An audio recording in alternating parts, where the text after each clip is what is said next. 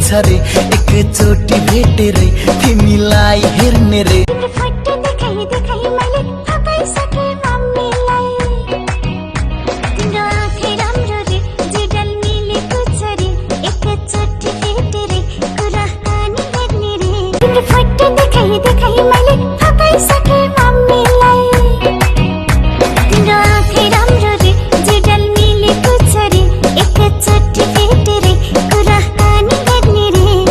Photo देखाई देखाई मैले फकाइसके मम्मीलाई।